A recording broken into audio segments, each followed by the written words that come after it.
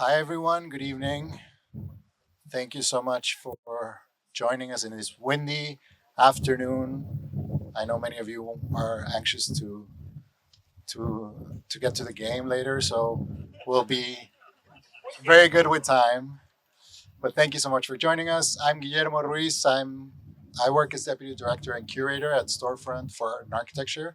So if you don't, for those of you who don't know Storefront, we're a nonprofit founded in 1982 by artists and architects on the corner of Kenmare and Lafayette across the river in Manhattan. And we produce and present work at the intersection of art and architecture that kind of probes into the many different ways in which we are able to live together in cities. And so we're very grateful to have been able to learn and work alongside Alex Strada for the past year in the development of this project, Public Address, now in its second iteration in Brooklyn.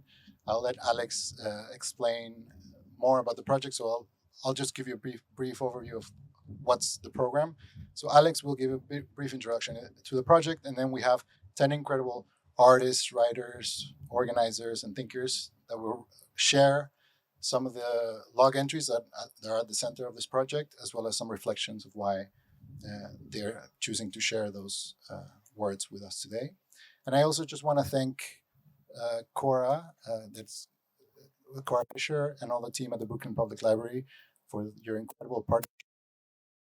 Very small nonprofit, and for us to venture out into public space and then travel across boroughs is daunting to say the least. So we're only able to do it through the incredible support and partnership of such an institution like the Public Library. So thank you so much, Cora, and I'll let her take on. Thank you. Thanks, Guillermo. Hi, everyone. Thanks so much for being here. And I just also want to convey my gratitude to Alex and all of you sitting here together in this space. This is like such a beautiful embodiment of why we come together, what our institutions are here to do, which is really to enrich the cultural and civic life and discourse of our city, and really think about what it means to truly be in solidarity and live together in a meaningful coexistence. This partnership represents that. And I just want to say Alex is going to share some resources at the end of her remarks. And I also want to encourage and invite you all. We have 62 branches of Brooklyn Public Library. Please come use us for the restroom, for the internet, for a resource hub, to see your friends, to craft, to take out books, to enjoy an exhibition, a film, a screening. We're here for you. BPL Presents, the arts and culture team, produce about 400 programs a year. And the library system as a whole creates 10,000 public programs. All of them are free. And so we're so happy and so proud to be linked with this extremely important and impactful project, Public Address. So thank you all.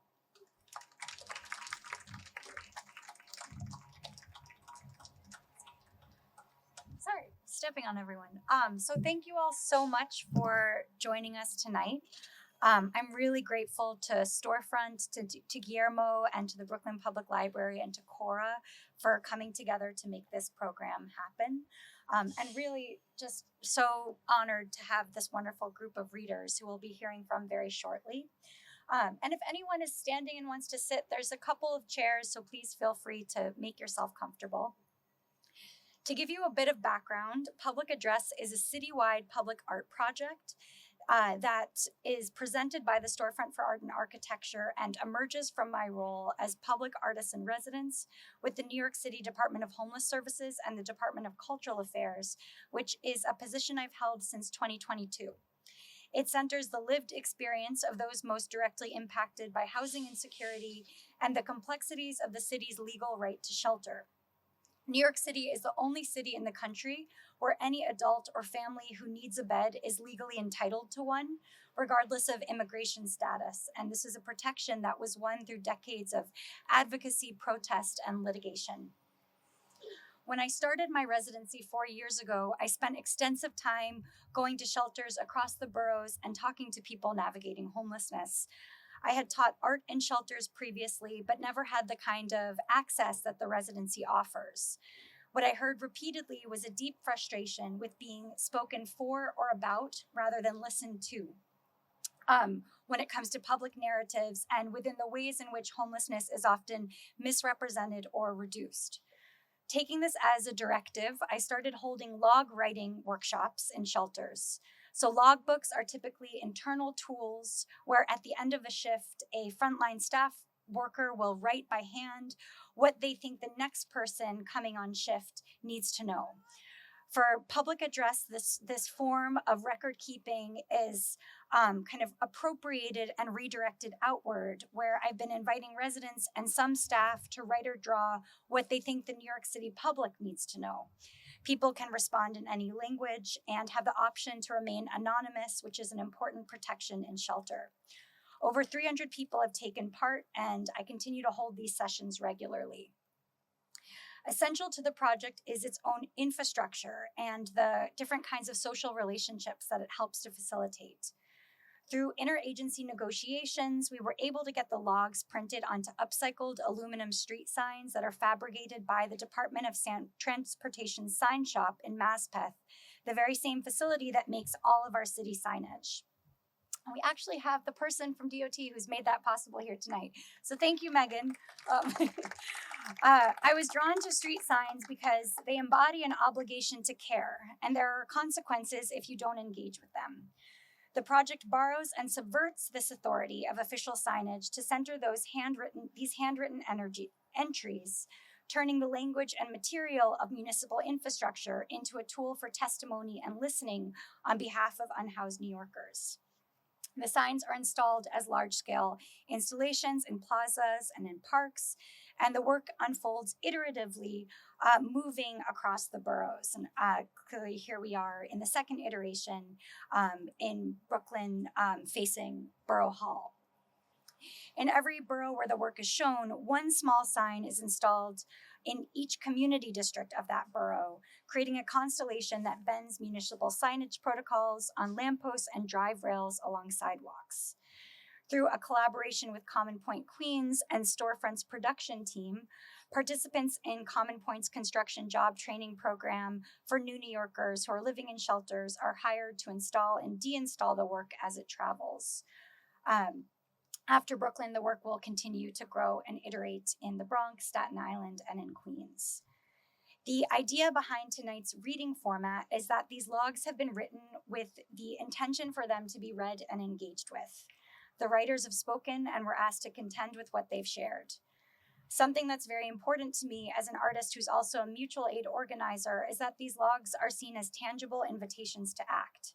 So we came up with a list of resources which highlights different organizations that you can seek resources from and those you can contribute to beyond tonight's gathering.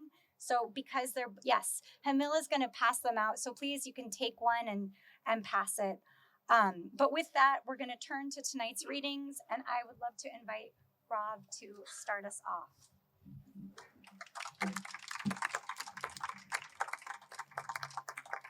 Thank you, Alex. Good evening, everyone, and thank you for being here. My name is Rob Robinson. I'm formerly homeless. I spent 2.5 years on the streets of Miami and 10 months in a New York City homeless shelter. But before I go ahead and read, I want to thank Alex for the thoughtfulness to invite me here. I want to thank Storefront and Brooklyn Public Library for putting this all together. I think it's very important that we understand who the people behind homelessness are, right? I often was challenged by that narrative of who people thought I was after I came out of homelessness. And I came out in 2007. And I've been organizing and sharing my story for the last 20 years because every time I share my story, somebody else steps forward, right? It gets them out of that caution of shame that we tend to put people in or call them failures. So I'm going to read a piece, and after I read it, I'll tell you what my reflections are and why I gravitated towards this piece. So I am a musical artist, an entrepreneur. I've been in and out of shelter a few times, mostly family shelters, and every time I found myself in that situation, I learned a lesson, though I'm tired of going through this process. I do believe I am here for a reason. I've seen people even judge others being in shelter, including myself. But people don't know that they can be in the same situation in the blink of an eye. People think because we go through the shelter system, because we are broke or we don't know how to keep up with nice things. Truth is, I believe we go through this to help us, whether it's to humble us, take us out of domestic violence, take us away from a water damaged or a fire damaged apartment, or other bad living conditions. Many different reasons. I hate how quick people judge. I talk to people in the stores and I learn their stories without going through their situation. Shelter is a step. Some can't even get into a shelter and have to be homeless on the streets. The shelter can't stop anything you are destined to become. I was in a shelter most of my high school years, 3 years to be exact, that never stopped me from graduating on time. I pushed through for everything I wanted, a strong mindset, and I can't easily break. Putting God around believing in Him, believing in yourself no matter how many times you break down, feeling lost, or sometimes you just want to give up. I've been there so many times and I never have broken or gave up. This isn't the end. If you ever find yourself in this situation, just know this is part of your story. So I was moved towards the story because it felt like my own story in a way, right? I grew up in a working class family on Long Island. I was the first generation or first person in my family to graduate high school and a university. And often as a youth growing up, if there was a problem that arose in the house, my dad would point my brothers and sisters to your brother. Go see him. He's smart. He has the answer. He would tell my mom, he has the answer. Go see him. So I'm homeless on the streets of Miami for 2.5 years. I never called my family because I had to solve every other problem. So I figured I had to solve this problem.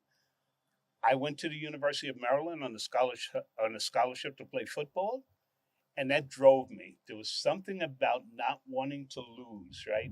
Something about that Knicks. I'm connected to that Knicks connection, right? I didn't want to lose. I never called my family the whole time I was homeless on the streets of Miami, and people would look at me strangely.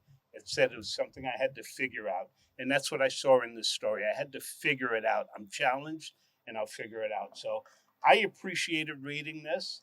I think there are narratives spun around who a homeless person is, and we have to fight against those narratives. That's what drove me to activism. I'm currently a senior advisor for a human rights organization in New York called Partners for Dignity and Rights, and I teach a course as an adjunct professor of urbanism at New School University in New York. Thank you.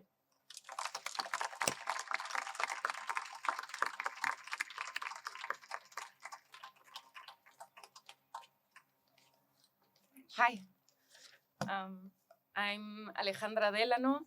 I'm also at the New School, and like Alex, I've also been involved in mutual aid networks in the city, as well as sanctuary groups, working both with immigrant communities, but also citizens that are affected by situations of homelessness and other forms of discrimination. I've been teaching and doing research at the New School for the past 20 years since I came to New York from Mexico City. And as an immigrant myself, I've been wondering, wrestling with, and feeling questions of displacement for quite some time. And also thinking about the importance of imagination and the work towards creating spaces and practices of justice and well-being for all. And this is why I chose the 2 logs that I'm going to read now. This was written on August 22nd, 2023. I'm Anthony, and I'm from somewhere else. And when I got here, I really didn't land on my feet. And I guess that's okay, because sometimes things happen to people and they're not equipped to deal with them. Anyways, I'm glad that I was able to get shelter through DHS. And don't get me wrong, there are lots to be desired, but I guess we're all a work in progress, including the institutions meant to serve us. I think we should never lose sight on how many people are trying their best, even when it looks like they aren't, because truly, the hardest battles are internal. and we can never know unless we're told. And even that requires the extra step of believing. So let's all remember to be magnanimous to those around us. It should never be lost on us the psychological toll it takes on someone who's experiencing, no, living with homelessness. Get it? Living with. But you have no home of your own. Anyways, here's a cheer for all things good, like the fact that New York City has a guaranteed right to shelter that entitles you to a place in a shelter. So we should make sure the people who need to know this know. So a couple of things that struck me in this beautiful log was first the phrase, I came from somewhere. It doesn't say from where. And I love that it sort of displaces the question of nationality or where this person was displaced from. And it really makes us think, at least to me, how these questions of migration and displacement and access to housing are connected. People are displaced because of limited access to housing, but also in context of displacement, they are facing a reality of precariousness and limited access to many services that sort of replicate a cycle of exclusion and precarity. That, for me, is the most important aspect of this is how it implicates citizens and migrants alike, and the importance of making those connections constantly, or even just forgetting that it doesn't matter where people come from, the right to shelter and the right to access to dignity in housing is necessary for everyone's well-being. I also like that this idea that's throughout the text of we don't know. There's many I don't knows in this text, and but it appeals to all of us, right? That we don't know, and we don't need to know the circumstances of someone being displaced or unhoused in order to support, to be in solidarity. And most importantly, I like the word magnanimous. It's not asking us to be generous or to be gracious or to be empathetic. It's asking us to be magnanimous, to look for this something greater than ourselves, greater than each other, bringing us together.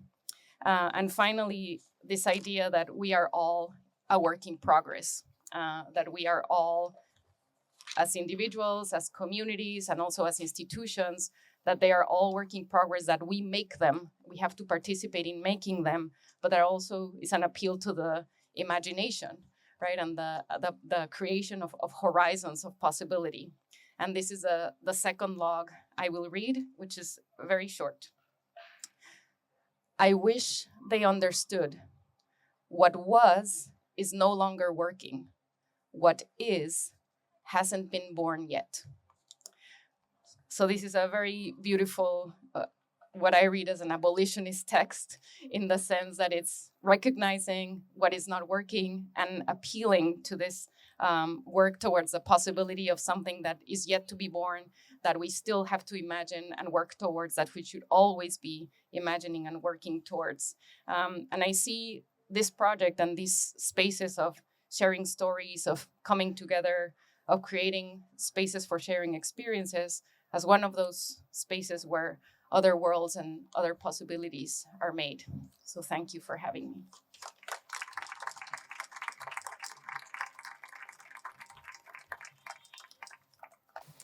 Hello, my name is Samuel Stein.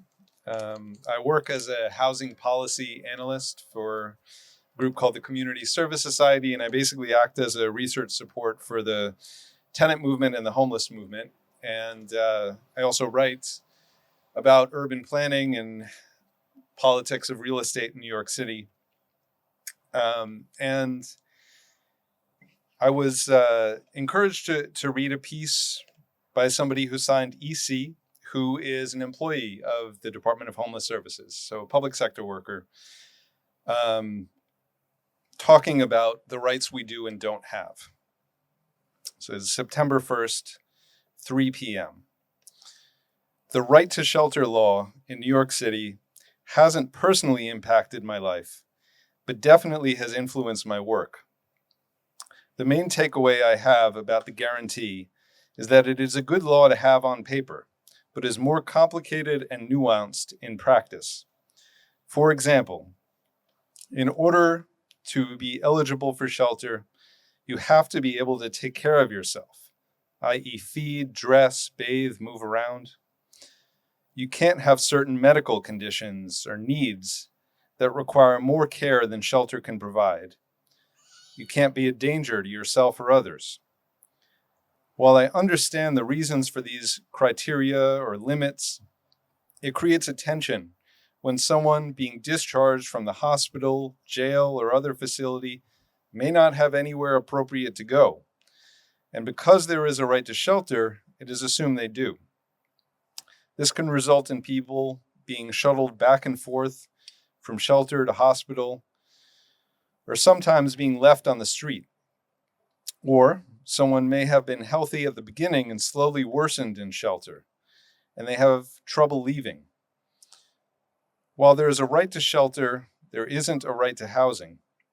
Although the vast majority of people in shelter will eventually get housing and go on to live independently, it's much more of a challenge for others.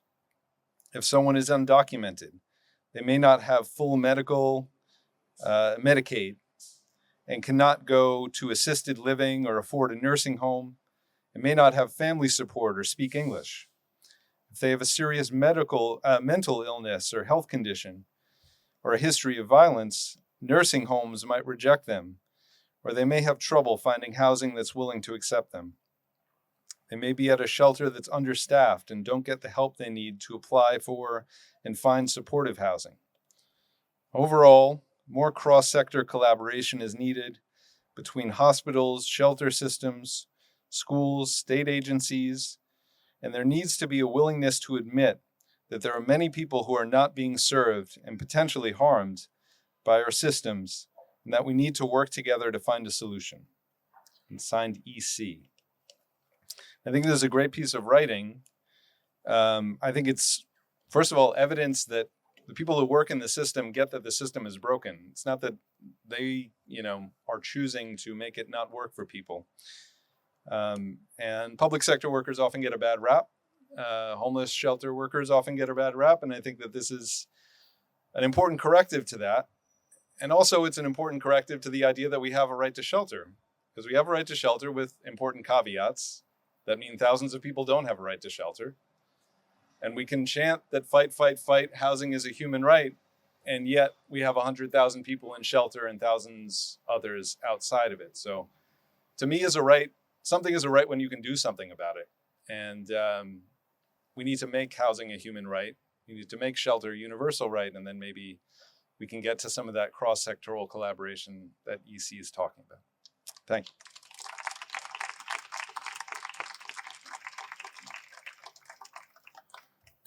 Hello,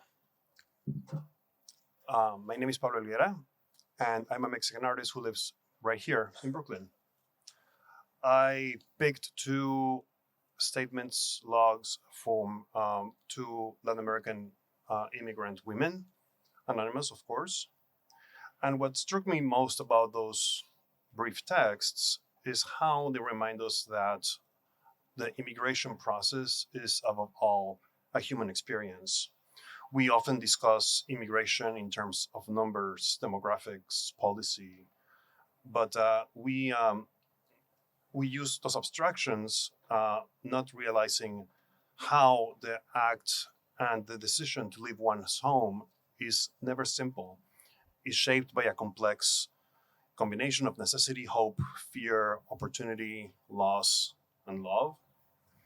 And so to understand immigration requires much more than information. It requires empathy, the willingness to imagine circumstances different from our own, and to recognize the difficult choices that many people must make in pursuit of safety, happiness, or a better future. But mainly, the text made me think about what we mean by home. Home is not merely a physical space. It's not an address, not even a country. It's a condition of belonging. It's the feeling of being understood and feeling safe among others. One of the most moving ideas expressed in these readings is that simply encountering those feelings, perhaps the first time in a long while, just meeting one person that understands you, can feel itself like being home.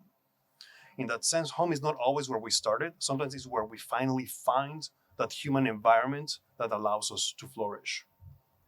So taken together, these texts remind us that migration is not only a movement across geography, but also a search for recognition, community, and care.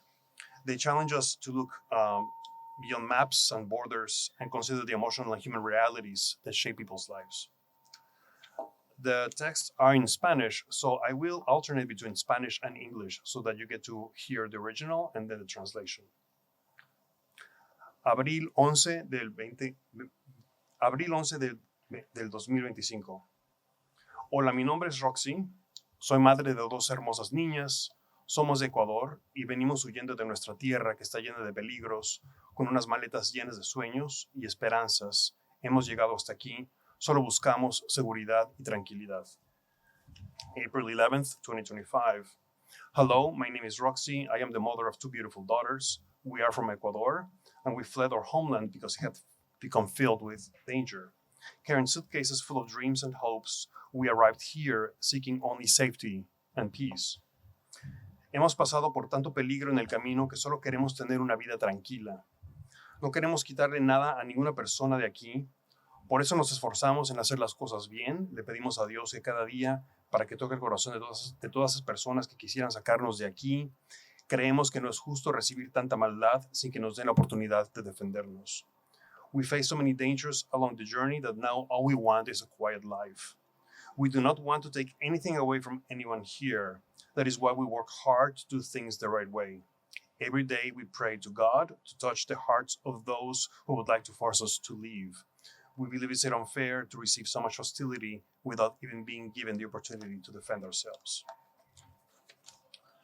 And now the second text. Entre refugios y esperanza. Llegué a Nueva York buscando un nuevo comienzo. Lo que encontré primero fue incertidumbre. Noches frías, paredes desconocidas y un techo compartido con extraños que, como yo, también intentan sobrevivir al pasado. En los shelters aprendí a sobrevivir día a día con lo justo, pero también lo que es resistir con el alma. Between shelter and hope. I came to New York looking for a new beginning. What I found first was uncertainty. Cold nights, unfamiliar walls, and a roof shared with strangers who, like me, are also trying to survive their past. In the shelters, I learned how to get through each day with only the essentials, but I also learned that what it means to endure with one's spirit intact. Hay días difíciles de miedo y silencio, días en los que siento que la ciudad entera pasa de largo sin verme, pero también hay gestos que me sostienen, una palabra amable, una mirada compasiva, un trabajador social que me escucha, un amigo que me pregunta si estoy bien, una iglesia con una organización que me abre sus puertas y un grupo de mujeres que se reúnen cada fin de semana y me abren sus brazos sin juzgarme. There are difficult days filled with fear and silence. Days when I feel as though the entire city passes by without seeing me. But there are also gestures that sustain me. A kind word, a compassionate glance, a social worker who listens, a friend who asks if I'm doing well, a church and an organization that opened its doors to me, and a group of women who gather every weekend and welcome me with open arms, without judgment. Entre estas paredes aprendí que la dignidad no se pierde aunque estés cansado y que la fe puede renacer incluso entre el ruido y la tristeza. Descubrí que cada persona lleva su propia historia a cuestas y que muchas veces el refugio no es un edificio o un hotel, sino la humanidad compartida entre desconocidos que se vuelven familia. Within these walls, I learned that dignity is not lost simply because you are exhausted, and that faith can be reborn even amid noise and sadness. I discovered that every person carries their own story and that many times shelter is not a building or a hotel, but rather the shared humanity among strangers who become family. Hoy sigo en camino, pero ya no con el mismo paso. Mi historia en los shelters se transformó en una historia de sanación y resiliencia. He aprendido a crecer de nuevo, a sanar de nuevo en la vida, a valorar la bondad de quienes me han ayudado a encontrar la belleza donde solo había dolor. Mis mariposas, mis palabras y mis colores son testigos de esta transformación. Today, I'm still on my journey, but no longer with the same stride. My story in the shelters has become a story of healing and resilience. I have learned how to grow again, how to heal again, how to appreciate the kindness of those who have helped me find beauty where there was once only pain. My butterflies, my words, and my colors bear witness to this transformation.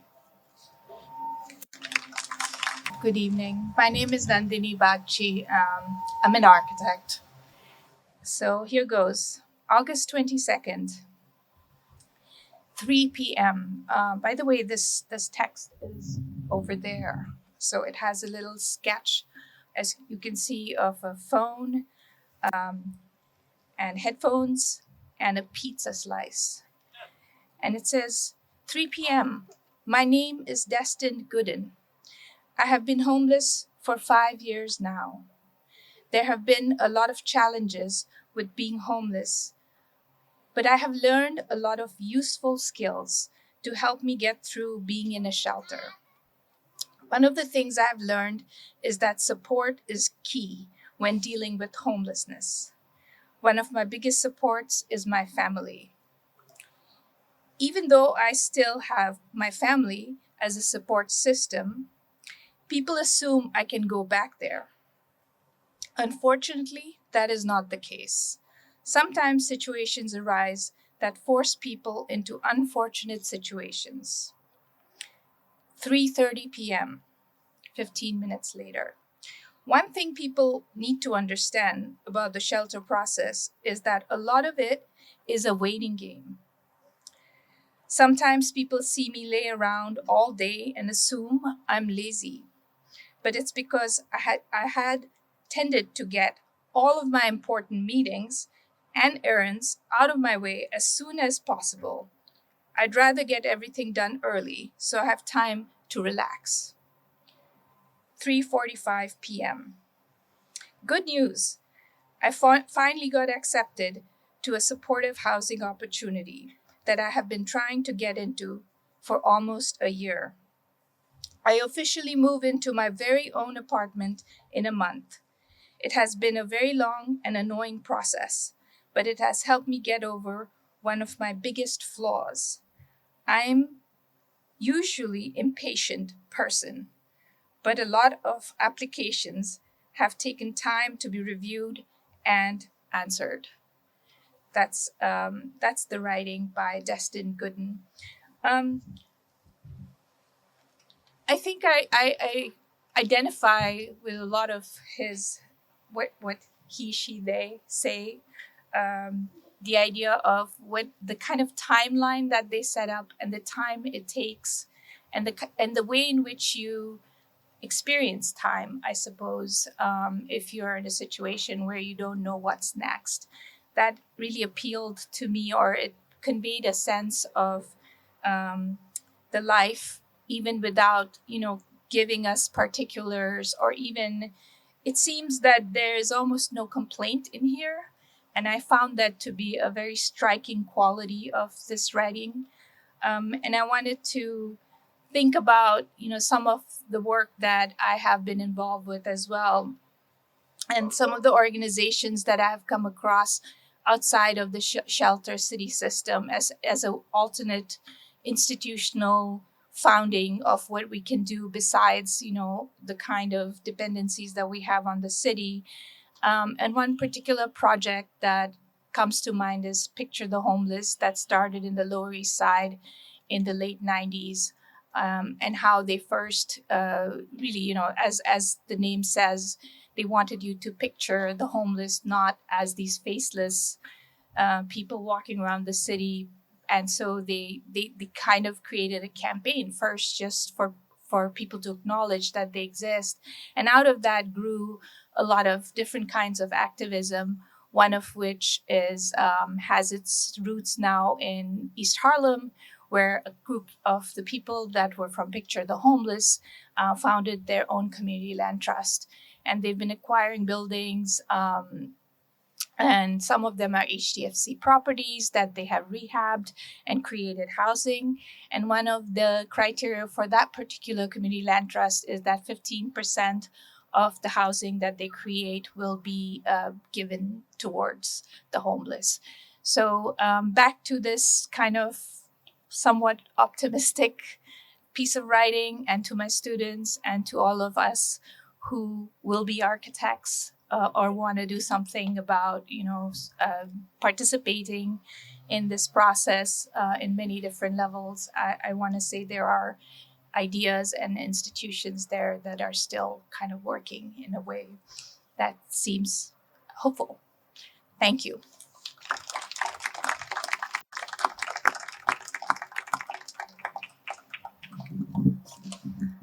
Hi, my name is Maru. Maru Ponce. I'm an immigration activist since I was 15. I grew up undocumented in New York City from the age of 8 to 22. And then I self-deported back in 2006 to Mexico City. And I've just been doing a lot of work with nonprofits here in New York City, and currently looking to transition because it's been, as a lot of you know, just a horrible experience for a lot of our communities here in New York and also in the country. The piece I'm about to read is in French. French is not my native language. I learned it in school and I learned it with Senegalese co-workers at a flower shop. So please bear with me, but thank you. Je suis un jeune Guinéen activiste. Je défends les droits de l'homme. J'ai été séquestré plusieurs fois chez moi. Finalement, j'ai décidé de fuir mon pays pour des raisons politiques. J'ai laissé mes enfants et ma femme pour me sauver. J'ai préféré de bonne heure me réfugier aux États-Unis à cause de la liberté d'expression et la justice. J'ai traversé 8 pays pour être là. Ça n'a pas été facile. J'ai traversé beaucoup de difficultés. Je suis finalement arrivée aux États-Unis, plus précisément à New York. Pourquoi New York?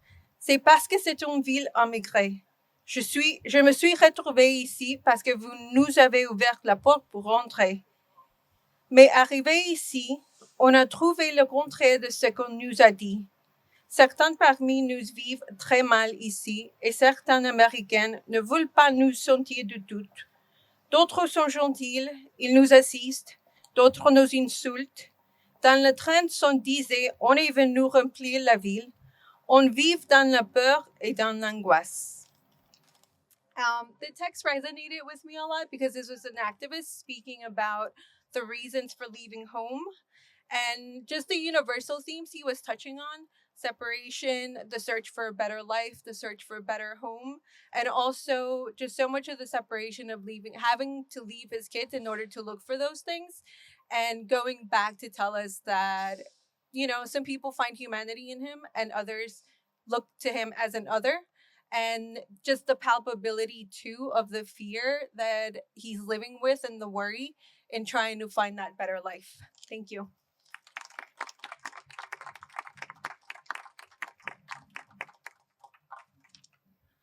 Hi, my name is Suketu Mehta, and I'm a writer. I teach writing at NYU. I immigrated with my family to Jackson Heights in 1977, and I've been writing a book about New York, which is why these testimonies really compelling. So I'll read out two of them. One says, I would like folks to understand that homelessness for many people was a direct result of escalating rents and the current astronomical cost of living in New York City. And this is self-evident to any of us who've gone looking for an apartment in a city where the vacancy rate is 1.4%, and the vacancy rate for an apartment below $1,100, which is what the most that many of our citizens can afford, is 0.39%. You have better odds of winning the lottery. So I've been writing a book about New York, and I've realized that it's a tale of two cities. So I'll tell you a tale of two beds. I recently went to a Swedish bed store called Hastings in Soho, and they have a mattress on sale. It's called the Vividus. It costs $400,000 and goes up to $1 million.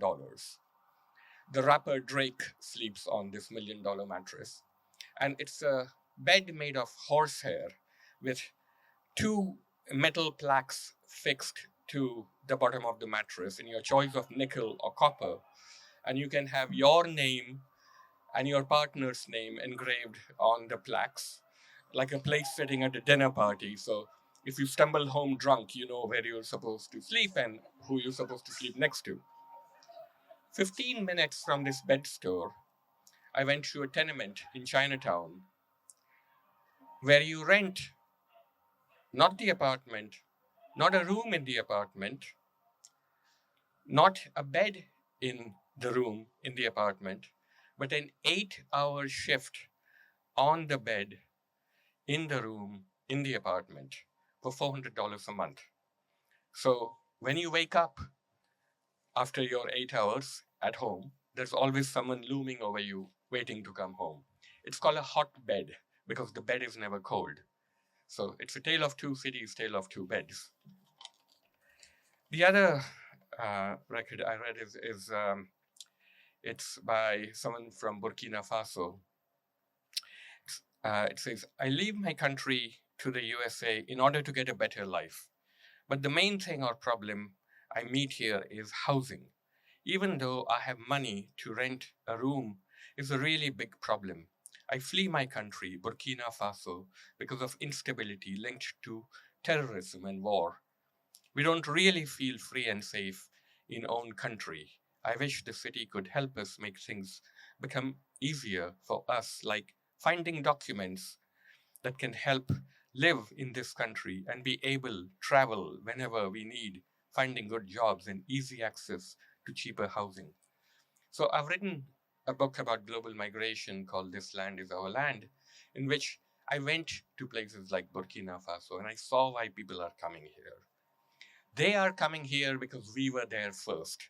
This person from Burkina Faso isn't coming here to watch the Knicks game. He's coming because colonialism, corporate colonialism, war, and climate change have made it impossible for people like him to live in their countries. And for my book, I went to a place called Friendship Park on the US-Mexico border. So there was a surge of asylum seekers who came to New York City recently and were accommodated in our shelter system. There was a lot of debate about them and a lot of attacks on them by the administration, by calling them thieves, murderers, rapists. And as we know, that kind of rhetoric has reached a fever pitch these days. Anyone who wants to see how what these people are really like should go to Friendship Park. So Friendship Park is this patch of land. It's where the wall sort of ends by the Pacific Ocean. And it was established during the Nixon administration as the only place along the southern border where if you didn't have papers, you could go there and meet your family. They could come from the other side and you could give them a hug. You could have a picnic with them. So over successive administrations, barriers came up at Friendship Park.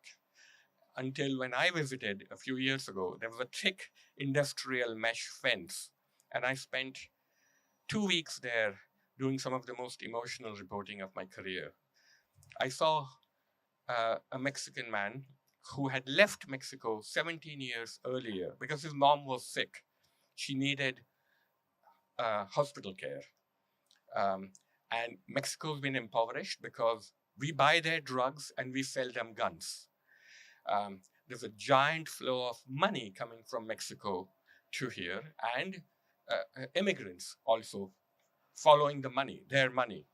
So this man had left 17 years ago to work in construction in Colorado, in places all over the country, and he was frequently homeless. But every penny he saved, he sent to his mom so she could stay alive. And now, after 17 years, he was going to see his mom for the first time at Friendship Park. I saw him go towards the fence, this thick fence with little holes in it, in the metal. And he goes up to the fence and his mom comes up and he's seeing her for the first time in 17 years. She wants to hug him, but she can't because there's a fence. So what he does is he puts his pinky finger through, because the holes in the fence are only big enough to put your pinky finger through. And mom puts her pinky finger, and they make this thing which they call the pinky kiss in Friendship Park. She says, "I miss you, Iho. You look too thin, you're not eating enough." And he says, "I wish we could have tacos for Christmas." So the people who came here, who are living in our shelters, these asylum seekers, so many of them come here because they have no choice, because the global system has given them no choice. And every penny that they save, they send back.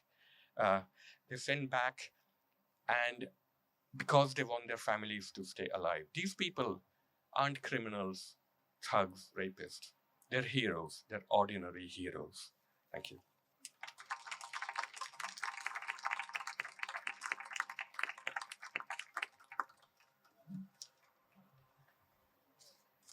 Hi, my name is Eva Reza, and I'm the Director of Outreach Services for Brooklyn Public Library, which includes a lot of our work with immigrants, our social work program, services for older adults, community health.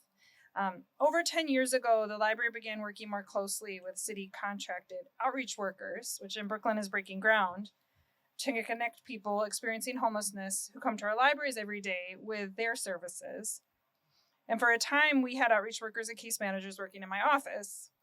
The library social worker, who's still on our staff now, coordinates with Breaking Ground and outreach workers to help offer patrons and people come to the library different services. So outreach workers, just as context for what I chose, these workers approach people who are living on the street and work to build trust. That's the idea. That most of them have some lived experience with homelessness.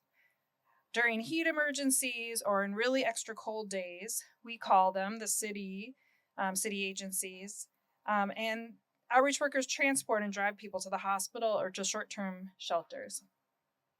Often people who are experiencing street homelessness might have trauma or don't want to go to a shelter or don't feel safe there.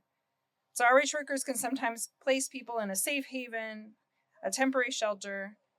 They also do harm reduction or document interactions to help people qualify for long-term supportive housing. The model of outreach work prioritizes the agency and choice of the person who's homeless, which is not the same as some other models of involuntary hospitalizations or clearing encampments. Anyone can request or recommend outreach to a person through a 311 or a community board. And outreach workers can deal with a lot of frustrations from local community members who want a person's needs addressed or just want a person off their street. So I chose this reading because I think it highlights the position of outreach workers are in and the personal experience of their work with fellow New Yorkers living on the street and the way this work affects them. July 4th, 2023. After a long day in the heat, I look around at my coworkers. We're all hot and tired from a full day's work. On a holiday like today, there are many places we'd rather be. At the park with our friends, at a barbecue, in the pool, but we are not. We are here. We are of different ages and cultures, grew up in other places, states, and countries. Even though we're so vastly different, we've all ended up here. We all took this job for the same reason, to help others. Many of us have been without a home, struggled, and gone hungry.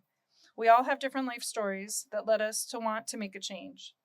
So many members of the public have criticized us. They see us walk away after offering a client services and think of us as callous and cold for not doing more. But what they don't see is how many times we've stood in the pouring rain waiting for transport, stayed late to help, and how often we spend our money on food and water. They don't see the hours we spend talking to the homeless about their lives. They don't see the lunches we skip to make sure our clients are okay. They don't see the frustration we too share when we have to walk away. They don't see the holidays we've missed to come to work and make a difference. I don't like the divide our city lives in. Our homeless neighbors here, once little kids who wanted to be astronauts, princesses, doctors, lawyers, just like us. Life has not dealt us all the same cards, but we are forced to play anyways. The city keeps moving while our clients dwindle away, And as staff, we have no choice but to keep coming back with smiles on our faces, glimmers of hope that today will be the day they will accept help. We can't show our fear, sadness, or frustration when we work, but what we can show, and what I wish more of the public shared with us, is empathy and hope that things will get better. That one day, the homeless man who sleeps next to me on the train will one day sit next to me on his way home. That is the hope that carries me back to work every day. Love, JD.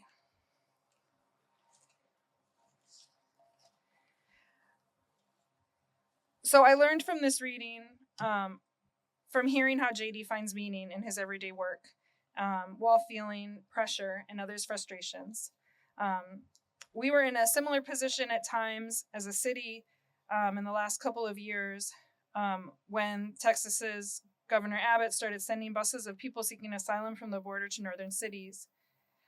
People would come to the library to sign up for ID, and the lines would stretch down the block, and people would bring their scooters into the library, and everyone would get cranky. And people would come to the central library with their papers still yellowed and crinkled from getting wet on their travels, and we'd offer a folder or a plastic cover and some information in different languages. And I would go downstairs and help interpret in Spanish at the central library. So the second reading I read is short, but it reminds me of that time. País pasa todo. Brasil, Bolivia, Peru, Ecuador, Colombia, Panamá, Costa Rica, Nicaragua, Honduras, Guatemala, México. Pasa mucho problema, llega aquí. Cómo pedir ayuda, papel de trabajo, casa, identidad, papel USCIS, mucho dinero gasté. Tener dos niñas, mi esposa, ¿cómo va a ayudar? Trabajo aquí, espera, responde. And then it says ... question mark. So in English, every country passes: Brazil, Bolivia, Peru, Ecuador, Colombia, Panama, Costa Rica, Nicaragua, Honduras, Guatemala, Mexico. So many problems happened arriving here. How to ask for help, work papers, housing, ID, paperwork from USCIS. I've spent so much money. Having 2 girls and my wife, how to help, working here, waiting. Response? This reading reminds me of the distance that people that I met at Central Library had traveled and the immediate questions they had to figure out. People who I spoke to spoke Spanish, but they also often spoke other languages: Quechua, Quiche, Nahuatl. They spoke indigenous languages from the Americas, and all the countries that this man listed in his poem were all countries from the Americas. There are drawings of trees all over the paper of this writing. The way the words are written makes me think that his first language, and some of his spelling errors make me think his first language might not be Spanish. I used to teach reading and writing in Spanish, and it makes me wonder what response the family received. What were they waiting for, and are they safe now? And whose Americas is this really to decide who can travel and live on this land?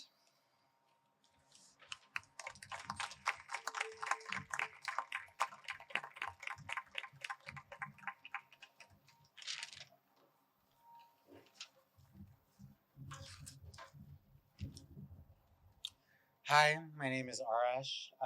I'm the managing director of harm reduction services at Vocal New York. I am a social worker. I am also a person who has struggled with and been dependent on substances at various times of my life since I was a child, since about 8 years old. At Vocal New York, we run a drop-in center for people who use drugs. We provide syringes, sterile syringes, other harm reduction supplies. We have a medical clinic and a portfolio of programming that is aimed at marginalized people who are engaged in substance use. I chose this reading because it engages with substance use and with harm reduction, which represents a underrepresented segment of those engaged in the system here, who are homeless here, and who as marginalized as everyone is in DHS and on the street, people who use drugs have an additional layer of struggle and different barriers of optics also to overcome. In NYC, there are a lot of individuals who are currently suffering from substance use disorders. In the streets, these individuals are often marginalized and alienated from society because they're not receiving the proper help they so desperately need. This is where harm reduction comes in. Harm reduction offers practices that are aimed to minimize the negative effects that are associated with substance use disorders. Harm reduction programs are necessary for these individuals because it promotes safe use of these substances and helps reduce the spread of bloodborne illnesses or overdoses. If an individual is unable to stop themselves from using, harm reduction is crucial because it provides education or safe practices and resources, such as using sterile needles, testing strips, or safe drug consumption sites to prevent overdoses. So I appreciated this focus, and I also wanted to add to it. I work with a lot of folks who would love nothing better than to have a roof over their heads and yet avoid shelter like it is the plague. They want nothing to do with that. And the truth of the matter is that our system treats people who are using drugs as though they don't want to help themselves, which is a gross misunderstanding. To work with people who use drugs, who are using drugs on a daily basis, you have to provide them with options that they can reach for and that work for them. And if you're talking to them today and they're using drugs today, that means options that involve them being able to continue to use drugs. You cannot ask people to quit in order to be housed. There is no dignity in that, and that may not be achievable to people. I also want to say that we have to ask ourselves when we're working with people who use drugs on a daily basis, what meaning their use provides for them. Is there pleasure in it? Are they in community with other people they've been using drugs with? Are they in a community of exchange and support? Is it helping them cope with trauma? And what happens if all we do is centralize their drug use and name that as a condition for recovery? Shelter does not work for people who cannot bring sterile syringes into shelter, or people who have to go and find a McDonald's bathroom to use and then overdose. It doesn't work. It also doesn't work if someone on the street is so damn high, out of their mind, and every neighbor is so concerned because they think this person is a problem for the block or a danger to themselves. They're just high. It may not be something that we're all used to, but it doesn't have to be the biggest deal. We all need to be trained in how to assess for unresponsiveness. Beyond that, people are just doing what they want to do, and that's okay. It may not look kosher. It may be a little stressful for us, but it's okay for people to be. At Vocal, something that this passage reminds me of and that we give a lot of thought to is how to create alternative meeting for people. We're not going to ask you to do anything to be a part of our community. You come as you are, but we have options for you. You want case management so that you can get housing, work on your housing portfolio? We're probably going to put more work into it than your shelter case manager, and that's no shade on shelter case managers. Power to them for working in that system. That is really fucking challenging. Excuse the French. But we are going to put more work into it because we can and we will. Mental health, we're going to do that for you. We also have a drop-in center. We're going to make sure you have hot food. We're going to operate group. You can do gardening. You can do yoga. You can do all sorts of things that have nothing to do with your drug use because you're a person. And maybe the meaning you are seeking is to be part of a community with us. And what we find when we do this, when we give people job training opportunities, other ways to access being, is that reducing their drug use is often a side effect of these other changes. It is not the primary thing that we are targeting. We are providing people with meaningful ways to participate in society and to participate with other human beings. and if they're good where they are, a place to be.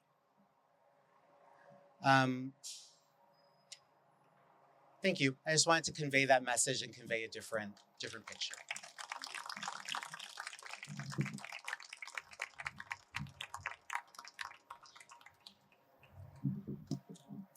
Hello. My name is Shanta Smith-Cruz. I'm the final speaker. Congratulations, you made it through to all 10 speakers. So give yourselves a round of applause. I'm freezing. Are you freezing? Okay. I am the commissioner for the Department of Records and Information Services as of 3 weeks ago. So that's exciting. The New York City Department of Records and Information Services, also known as DORIS, which I never heard of that acronym. Has anyone heard of that acronym? Oh, people are saying yes. Okay, fine. I thought it was just the municipal archives, but actually DORIS holds the municipal archives, the municipal library, and our records management. So it is 3 departments, not just one. So although we do include a library, unlike the Brooklyn Public Library, we hold the records and the publications and the archives of the municipality of New York City, which I think is really important to consider. As a librarian and archivist, libraries believe in access, just like what we're talking about here is access to housing. We believe in access to information. I'd say that archives believe in stories. And here, what I love about this project is the storytelling aspect of all of whom we get to hear from. So there is that connection to this project as well. But mostly, I really am excited about this role because of the records management and the back end, all of the things that need to happen across the government so that we can operate effectively and we can document that work. And so that brings me to my reading. You'll see the connection, don't worry. March 19th, 2024, 2:20 p.m. Homelessness and housing instability affects so many New Yorkers. The ones you expect, in quotes, and the many more you don't. Most of us are one missed paycheck, one medical bill, or one bad landlord away from being pushed from our homes. Homelessness can look like sleeping on the train or sleeping on a friend's couch. Either way, people do not have a place to call their own. Both examples deserve support systems, respect, and kindness. People do not choose homelessness. It is an unfortunate side effect to many broken systems. Together, we need to dismantle these systems in order to care for our neighbors and show them we are one. Heart emoji, a social worker. And so this one really stuck out to me. We got to read all of them, which was really moving. And this one stuck out to me. I feel like I'm gonna just, there we go. Because the social worker is, and others have read social workers as well, is the labor behind this work. And I think that that labor across the city is what's going to keep this work happening.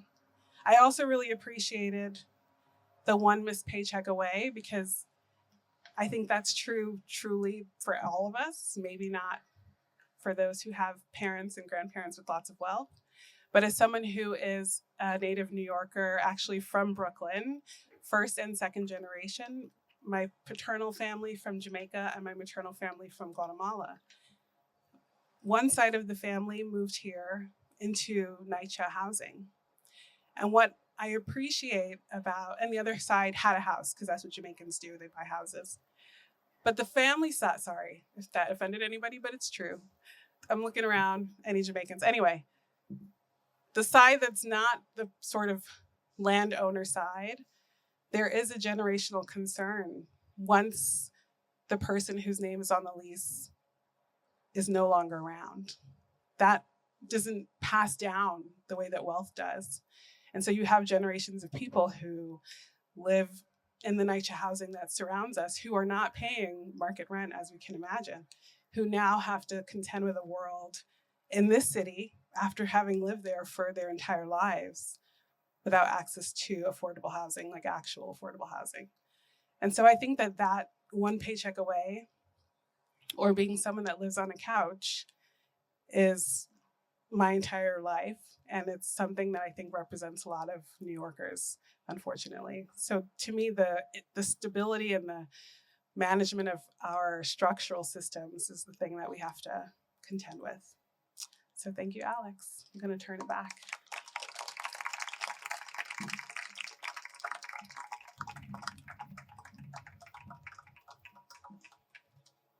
Thank you so much to our wonderful polyphonic choir that helped us read the entries from Alex's incredible project.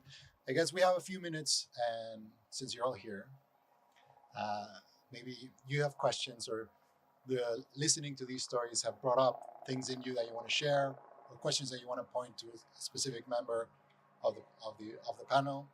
So we're opening the floor to you. If anyone wants to come in. So how do you get people there to be able to connect with this notebook, to be able to connect there and write? Can you hear me? So I have been holding these workshops for 3 years, and I've learned a lot in that process. I think my background and my experience is as an art teacher. So that's what my life's work is in many ways. And those skills are really essential to kind of inviting people into this kind of project. But to just talk about the form itself. So logbooks are very familiar objects to people who are navigating shelters. And very often, if I even just kind of like at the beginning of a session, or kind of show the book that we're talking about, everyone's like, oh yeah, those, like what's in those? Like there's already this kind of innate curiosity and desire to kind of interrogate and think about these books that are what you see anytime you enter or exit a shelter. So they're very recognizable. In some ways, what's been challenging is to explain to people what a logbook is who don't have that firsthand experience. But I essentially, when I hold a session, I will talk about like, what does it mean to think about record keeping, and like, why is it that typically only staff get to write what they think is most important, and that these records then get kind of internalized and used for various purposes, but it's distinct from lived experience, distinct from people being able to speak for themselves. So we talk a lot about this form and as a kind of invitation at the start of any given workshop. And I don't have a prescription of like, this is what you should or shouldn't write about. It's very open-ended. Sometimes when people want more direction, I'll say like, imagine it's your subway neighbor. If you could tap them and say anything you think that they need to know or get wrong or should know more about, what would you share? So you could even think in some ways that that's the context in which, what you've heard tonight. It's like someone tapping you and sharing what they think you should know. A lot of the responses are also drawings, which we're not able to see tonight, but you can see some of them here in the space itself. And I'll also add that it was really important to me, even though I go back to the same site over and over, that I had to come up with a kind of structure where someone could participate who might be there one day but not there the next day. So that was also like and I also had to think through a way in which to invite people to engage, that where anonymity could be an option. So all of those conceits are what kind of led me to this logbook, but also an interest in kind of cracking open and reclaiming and rerouting this official form of record keeping. I guess maybe I'll ask it really open-ended. Like, if you could speak a little bit about the aesthetics of the project also, because it is a work of art. And I'm kind of curious, like, what some of those conversations were like with the people you worked with and how they entered into it. Because it also seems to me that, like, you set it up in a way so that not everyone had to be an artist already who participated. So yeah, I'm kind of interested to know more about that. From one art teacher to another art teacher, I think that a lot of I mean I first of all, I was really drawn to the fact that logbooks are a form of record keeping that's still done by hand. So just as a form, that was really fascinating to me. And that, the art teacher in me almost was seeing them like exquisite corpse drawings. Like someone would write something, then the next person would add, then the next person would add, and how handwriting itself is its own kind of drawing, like its own form of self presentation or self portrait. So already, I think I even don't necessarily write as a kind of drawing or the drawings themselves.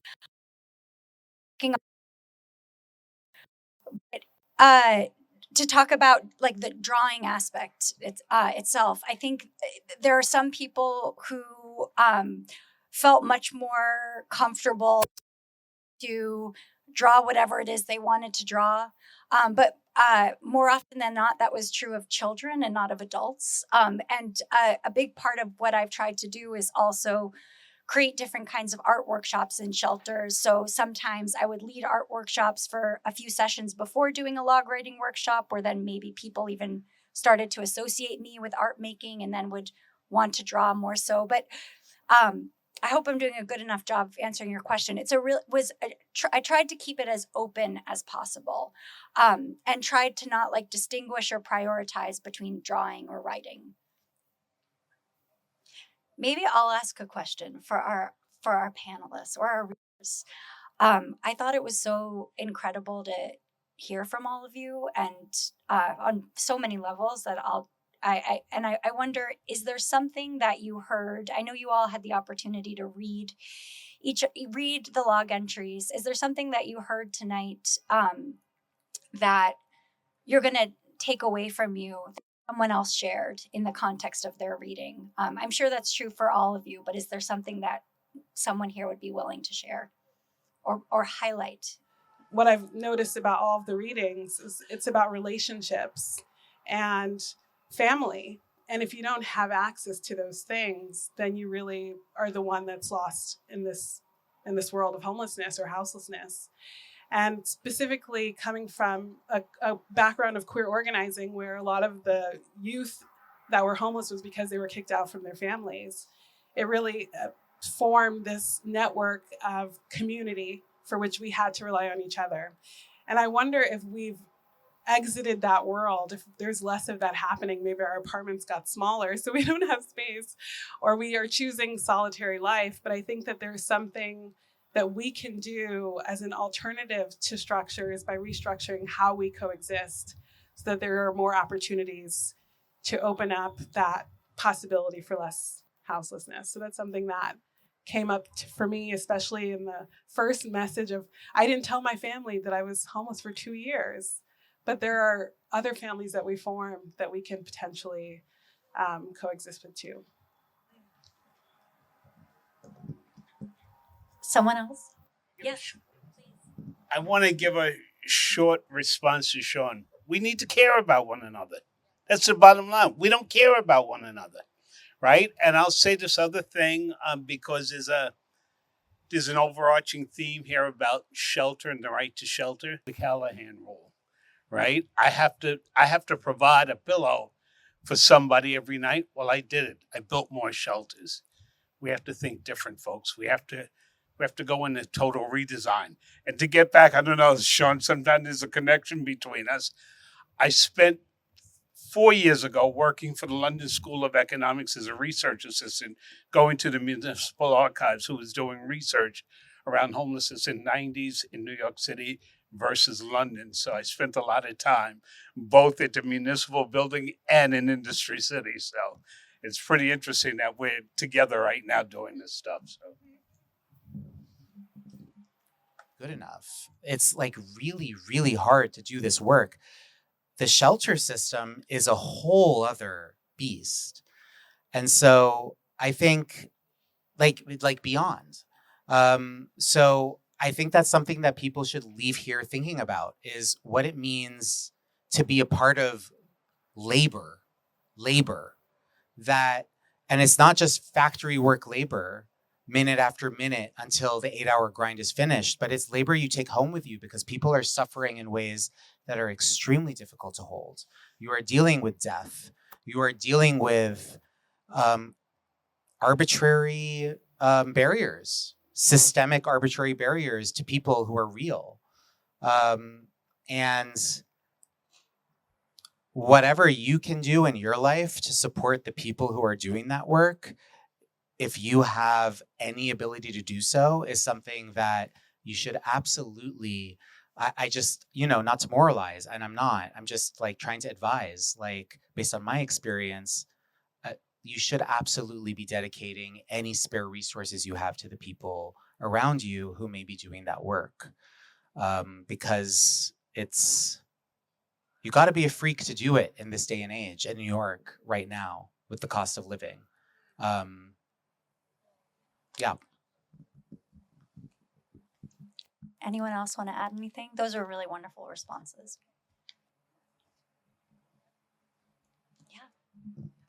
I just something short.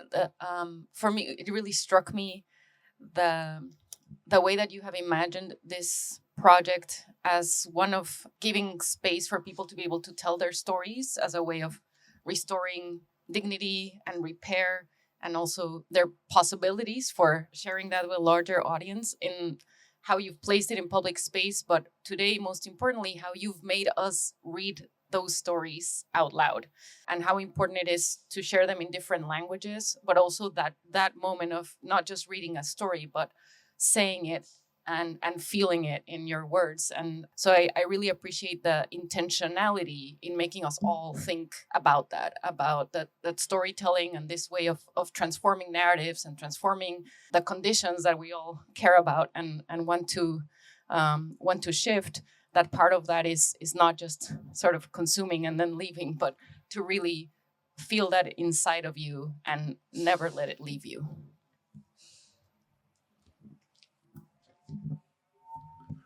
The image that I think I'll keep from tonight is the image of the bed. We see those contrasts every day. We'll see them in the subway, we'll see them in the streets. And in this polarized time, this project helps us get to hear some of those stories and see the humanity in those who tell them.